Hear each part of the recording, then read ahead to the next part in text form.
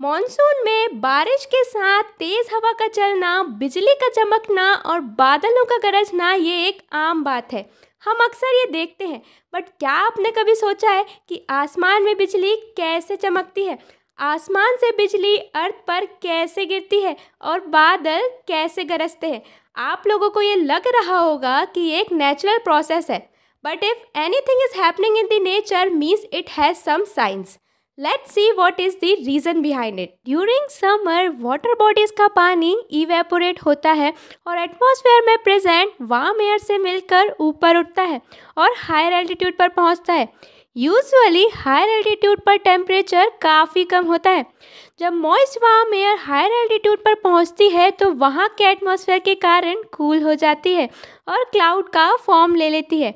So this process is known as cloud formation. और जब temperature zero के below पहुंच जाता है तो क्लाउड में प्रेजेंट मॉइस्चर आइस के स्मॉल पार्टिकल्स में कन्वर्ट हो जाते हैं और ये स्मॉल पार्टिकल्स एक दूसरे से कोलाइड करके फ्रिक्शन जनरेट करते हैं। और जैसा कि हम जानते हैं, किसी भी एटम या पार्टिकल के कोलिजन से चार्ज डेवलप होता है। और मैं आपको बता दूं कि किसी भी एटम में 3 तरह के पार्टिकल्स होते हैं, जिसे हम इलेक्ट्रॉन, प्रोटॉन और न्यूट्रॉन कहते हैं। इलेक्ट्रॉन नेगेटिव चार्ज कैरी करता है और प्रोटॉन पॉजिटिव। हालांकि न्यूट्रॉन पर चार्ज न्यूट्रल होता है। Same as in cloud, due to collision of small particles of ice, charge get developed. So positive charge cloud के टॉप में अकोमोडेट होता है और नेगेटिव चार्ज क्लाउड के बॉटम में। अब आप ये सोच रहे होंगे कि ऐसा क्यों होता है, तो मैं आपको बता दूं कि किसी भी एटम में number of proton equal to number of electron होते हैं, but due to difference in mass, electron का मास प्रोटॉन के मास से कम होता है। सो इलेक्ट्रॉन हल्के होने के कारण क्लाउड के बॉटम में अकोमोडेट होते हैं। और जो हमारी अर्थ होती है वो पॉजिटिवली चार्ज होती है। जी हाँ, सो क्लाउड में प्रेजेंट नेगेटिव चार्जेस अर्थ पर आना चाहते हैं, बिकॉज नेगेटिव पॉजिटिव को अट्रैक्ट करता है।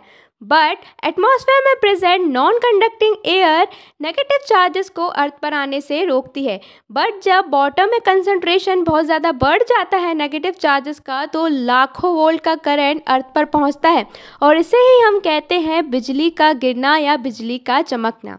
और सेम एज अगर किसी वन क्लाउड का पॉजिटिव चार्ज किसी अनदर क्लाउड के नेगेटिव चार्ज से कोलाइड करता है तो हमें एक आवाज़ सुनाई देती है, जिसे हम बोलते हैं thunder storm of cloud, means बादलों का गरजना।